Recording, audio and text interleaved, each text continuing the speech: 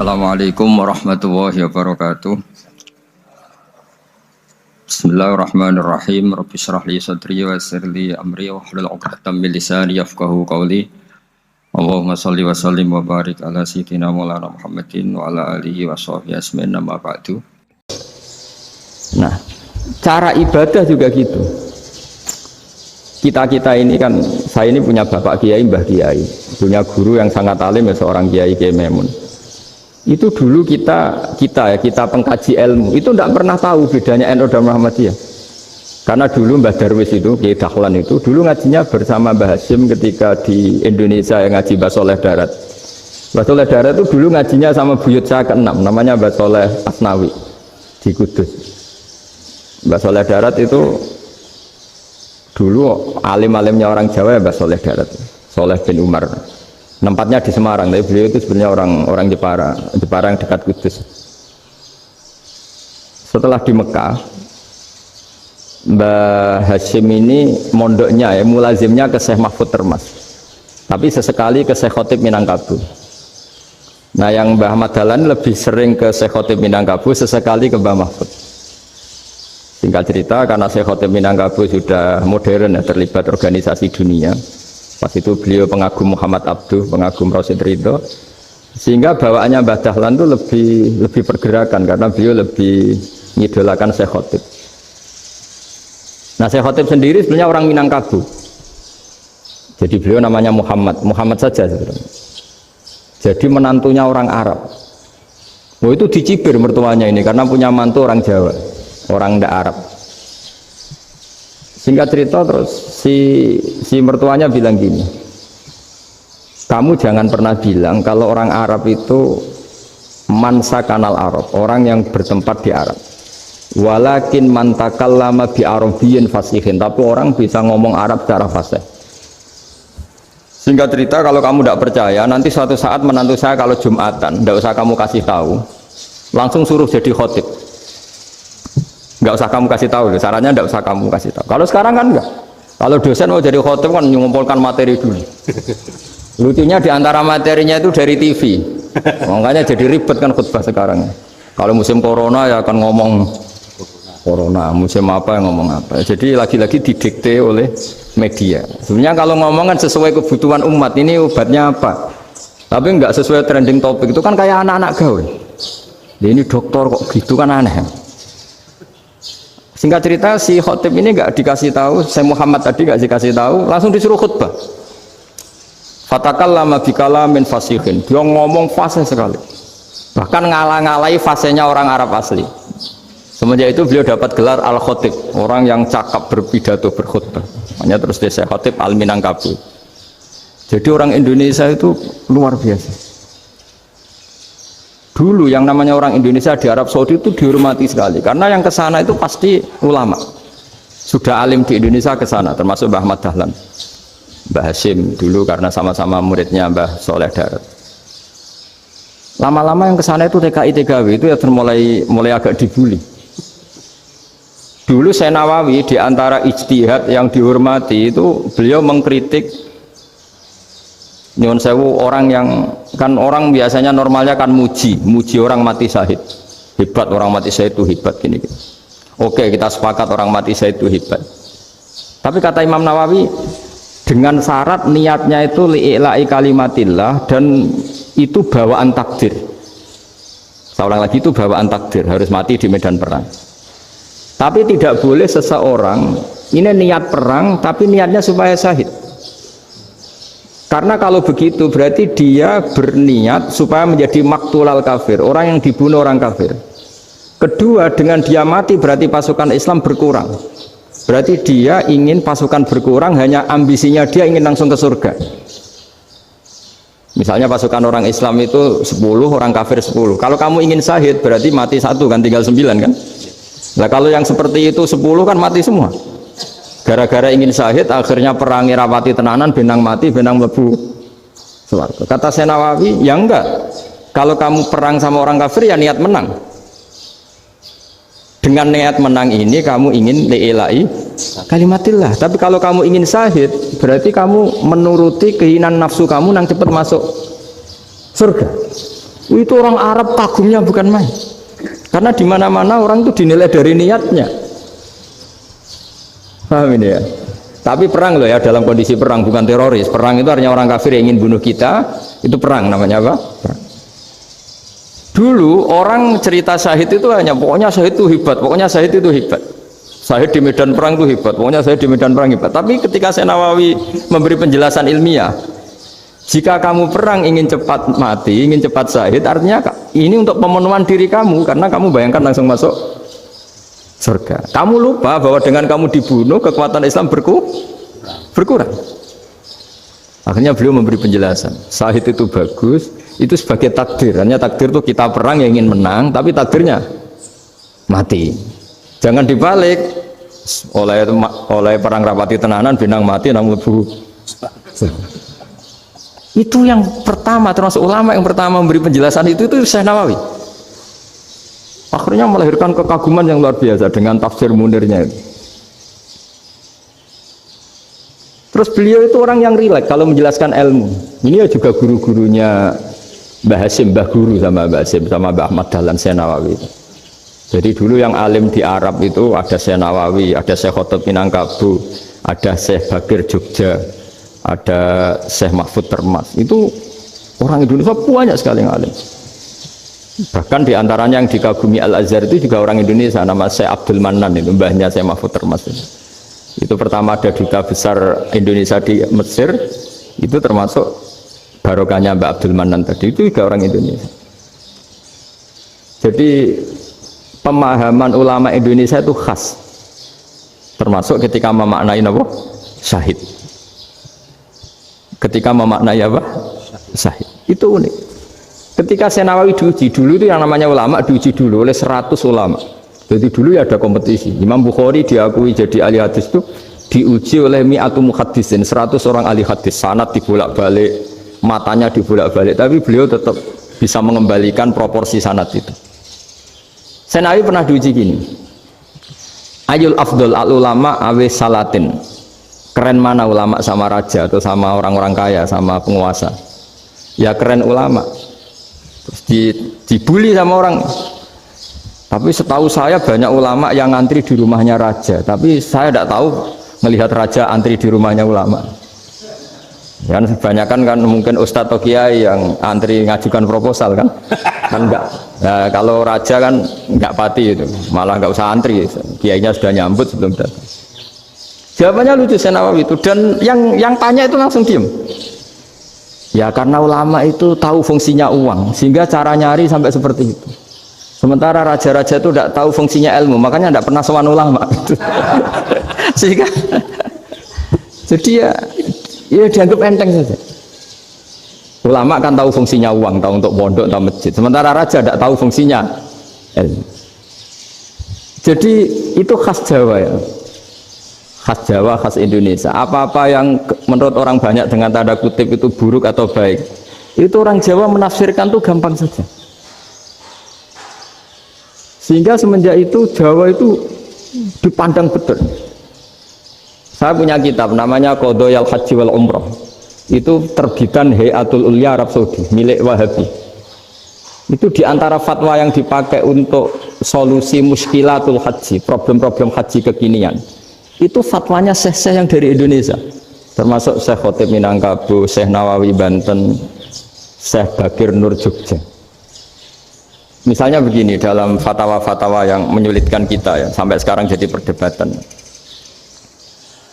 Ketika Safa dan Marwah itu dengan batas tertentu, saya ulang lagi dengan batas tertentu, mau tidak mau atas nama kebutuhan, itu kan butuh perluasan.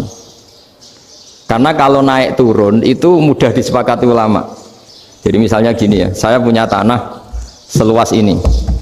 Pasti orang akan mengatakan sampai bawah ya tanah saya, sampai atas tanah saya. Itu mujma' alaih, itu disepakati. Sehingga Nabi ngendikan al-Ka'bah min tuhumil ardi ilas sama Ka'batun. Ka'bah sampai ujung bumi, sampai ke aras semuanya Ka'bah. Sehingga tidak ada perdebatan ulama ketika Masjid Haram ditingkat, kemudian yang di atas sholat.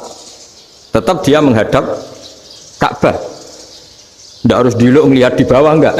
Karena Ka'bah sampai langit. Sama, tanah Anda kamu tingkat sampai 10 nggak ada tetangga protes karena bawah sampai atas tanah Anda. Tapi kalau diperluas, tanah Anda kamu luaskan setengah meter saja atau 3 cm saja, iso geger mbek tonggo. Karena di mana-mana batas itu ya tadi, kalau atas bawah miliknya, kalau samping enggak. Pertanyaannya, perluasan Mina itu ke samping.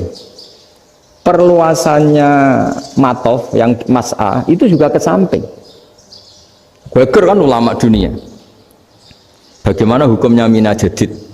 Mina yang diperbarui atau Mina yang diperluas. Itu diantara rujukan baik yang membolehkan maupun yang menentang.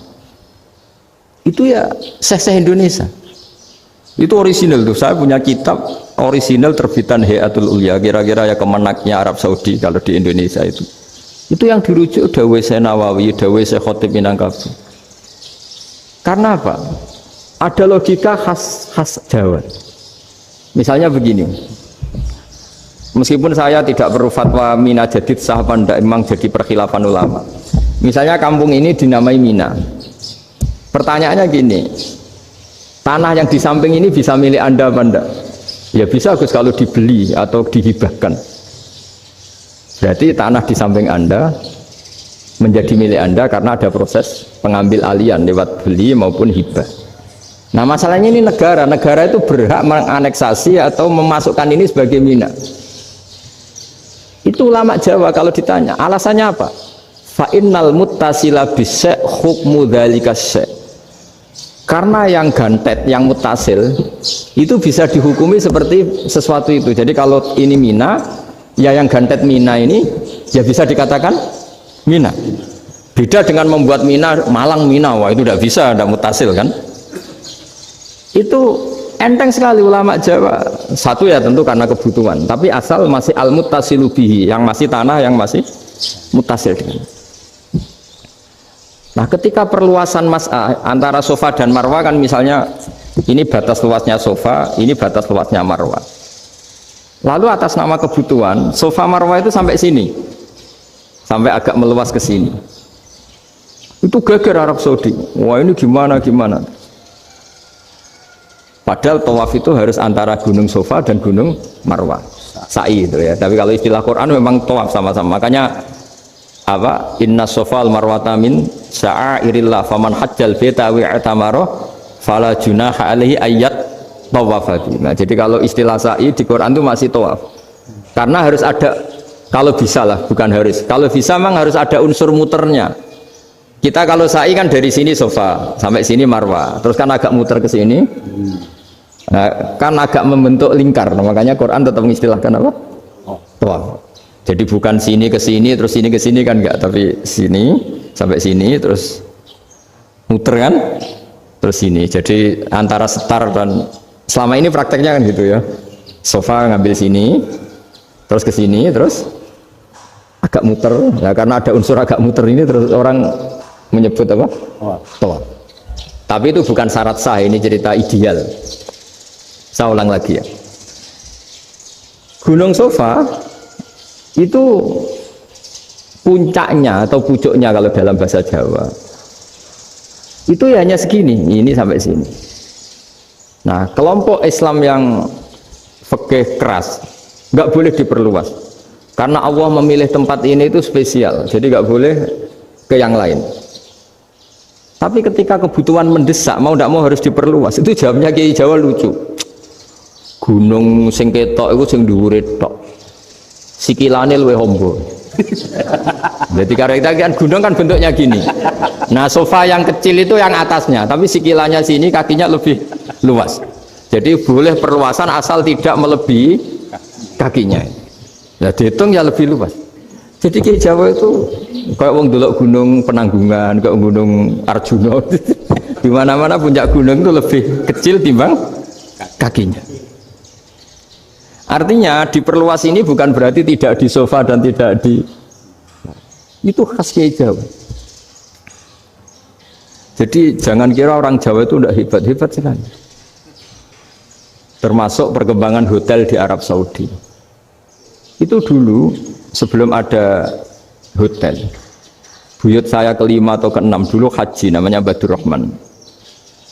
Itu kalau mau ingin menghindari terik matahari itu masuk gua.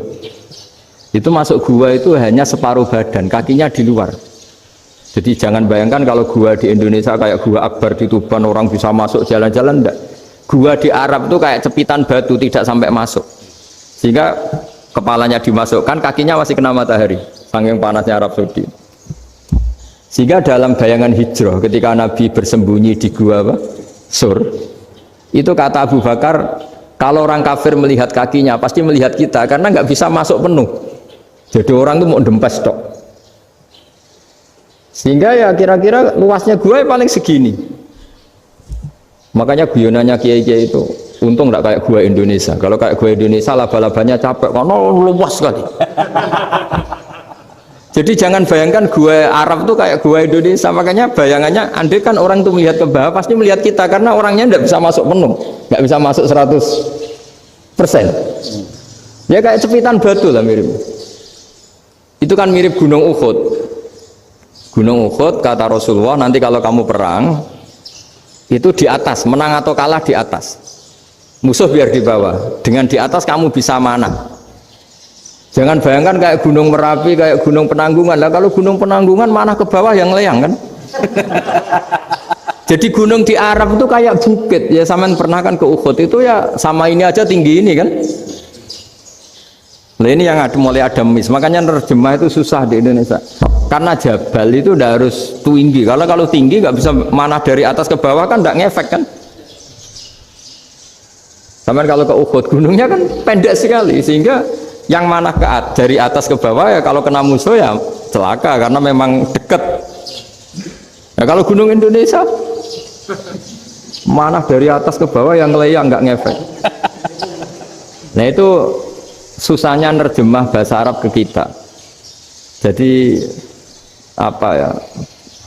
transkrip itu nggak gampang karena ada pengertian yang beda. Kita kalau bilang gunung itu tinggi sekali sampai banyak mahasiswa tersesat ya saking tingginya. Kalau orang naik Uhud nggak akan tersesat, wong ketok dari bawah itu. Nah ini pentingnya ngaji ya. Jadi akhirnya ulama-ulama Indonesia itu dipakai rujukan. Jadi mulai Mbah Hasyim, Mbah Ahmad Dahlan sampai era buyut-buyut itu masih orang alim. Lama-lama yang di Indonesia ini orang-orang yang bodoh. Sehingga orang Jawa kalau ke sana dibully, ya Jawa tak puluh kaya. Orang Jawa itu penggaweannya itu makan ular. Karena belut itu kalau di kamus itu persis ular. Dulu itu kan kamus tidak full color. Gara-gara gak full color, gambar belut sama ular itu sama. Belut itu belut sama ular kalau nggak full color gambarnya sama apa enggak? Sama. Terus orang Jawa itu kan masih banyak yang makan bajing itu apa? Ketupai itu. Bajing kalau digambar tidak full color sama dengan tikus. Gambar yang tidak warna hitam putih. Sehingga kita ini dibully pemakan tikus dan pemakan ular.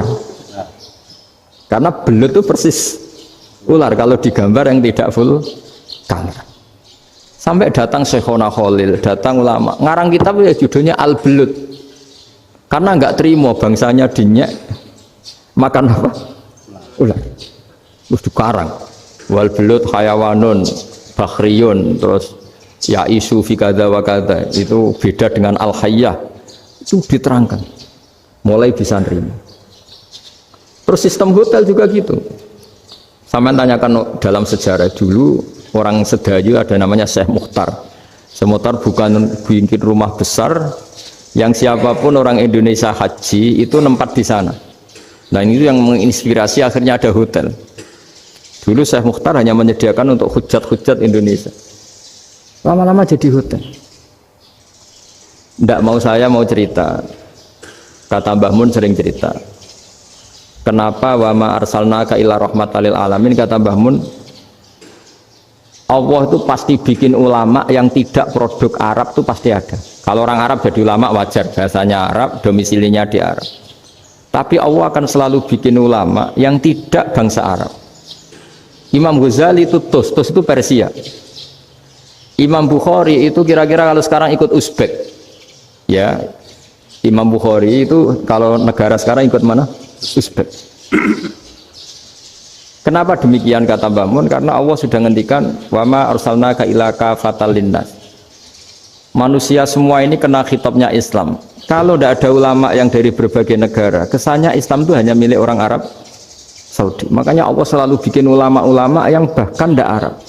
Termasuk Imamul Muhaddisin, yaitu Imam Bukhari, itu orang Uzbek, orang Rusia lah kalau sekarang, ikut Uni Soviet dulu. Imam Ghazali itu orang Persia. Syekh Nawawi itu orang Banten. Karena Allah ingin memaklumatkan bahwa Islam ini untuk semua, sehingga orang yang tidak Arab pun bisa belajar Islam. Yang alimnya itu nggak kalah sama orang apa? Arab.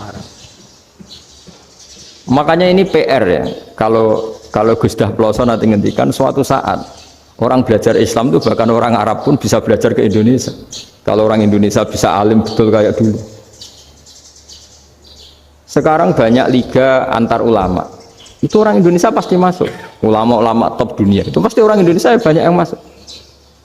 Karena tadi ketika orang Indonesia baca kitab, itu orang Arab itu kagum, kok bisa ada bahasanya baca secara benar. Bukan sekedar bisa baca secara benar. Karena memang dilatih sedemikian rupa di pondok-pondok. Makanya kita semua lah, yang alim di Indonesia itu kemana-mana ya pasti alim. Dulu putra Mbah Mun namanya Gus Zofur itu tahun pertama ya sudah the best di tahun pertama.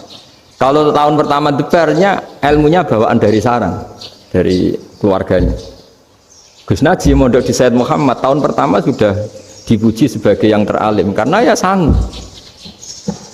Kalau dipujinya tahun ketiga, tahun keempat kan mungkin dapat dari sana. Ini tahun pertama. Saya ulang lagi tahun pertama. Karena pengajaran di Indonesia itu luar biasa di pondok-pondok. Makanya kalau dalam anekdot pondok itu cerita-cerita lucu itu. Ada orang Jakarta ngaji, setelah di kelas itu pelengahan terus. Melihat jendela, lihat pintu terus. Lama-lama gurunya marah. Kamu diajarin kok enggak punya sopan, melihat pintu terus enggak memperhatikan guru.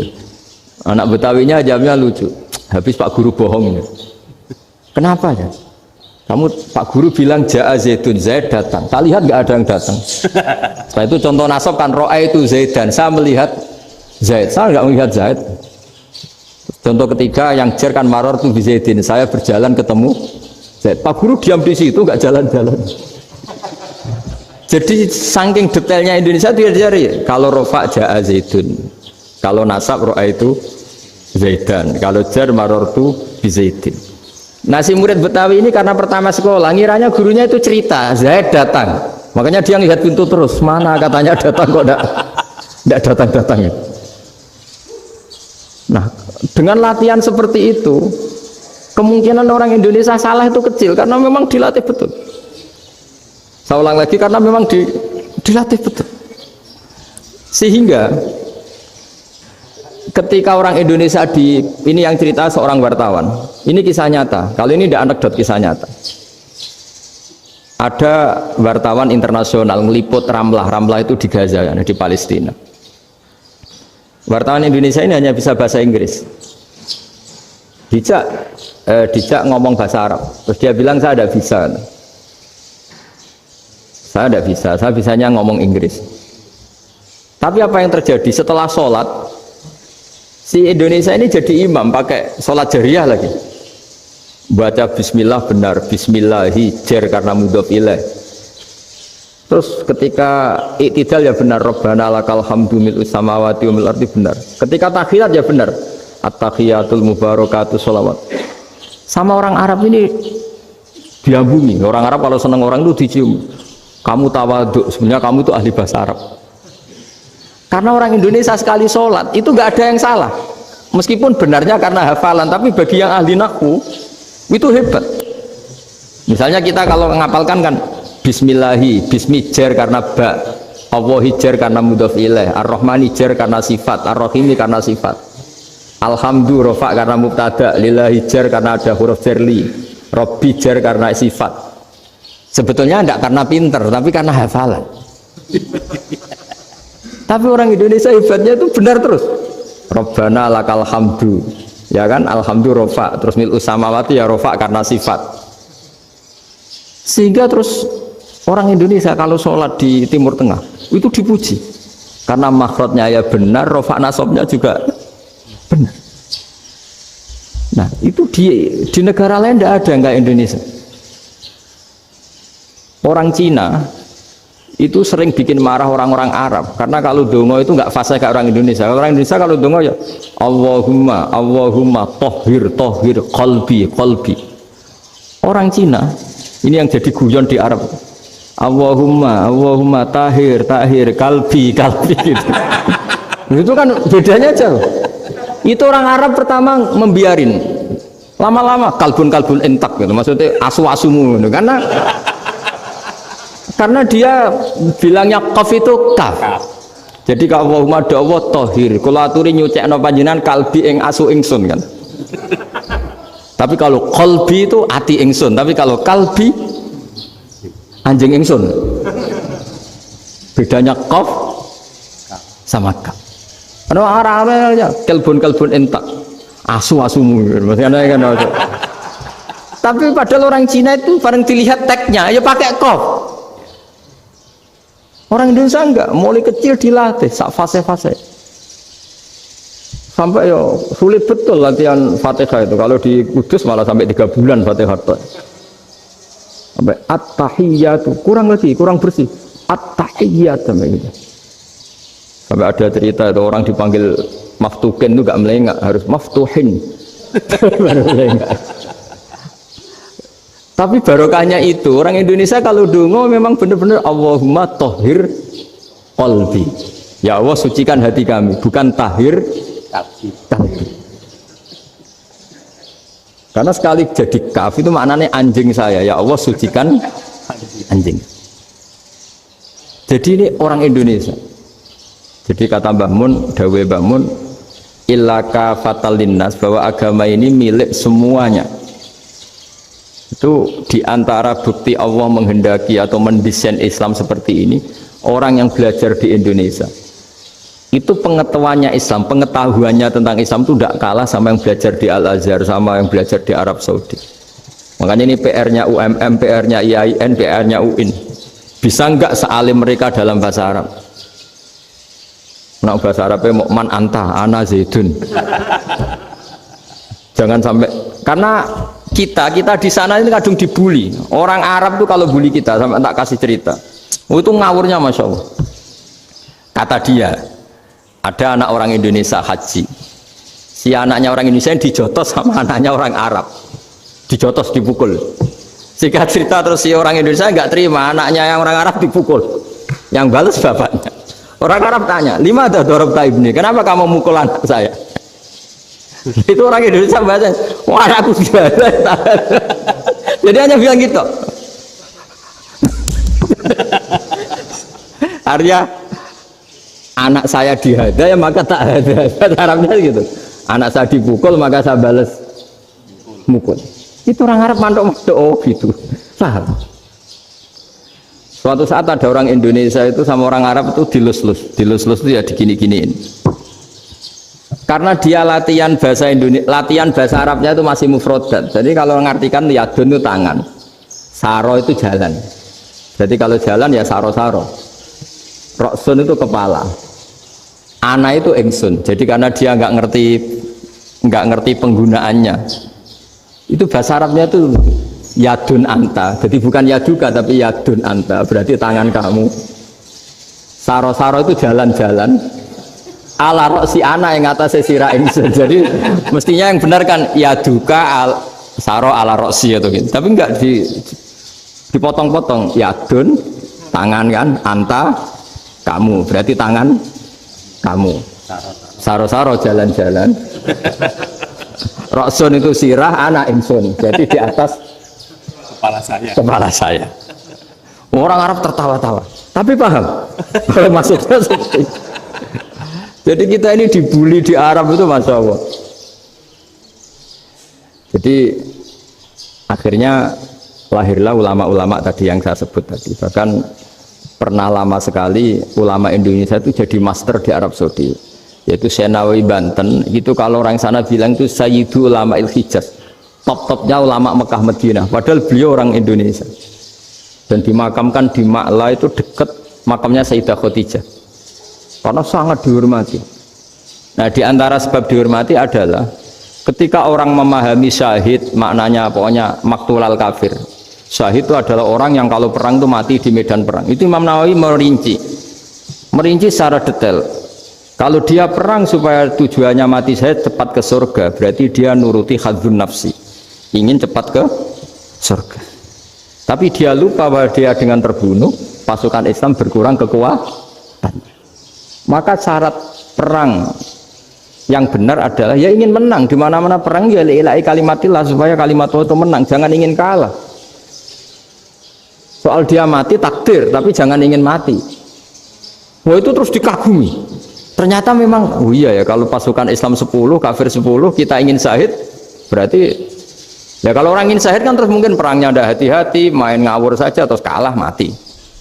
Ya, apa kalon 1 kan, terkurangi 1 kan. Nah kalau semuanya 10 punya niat gitu,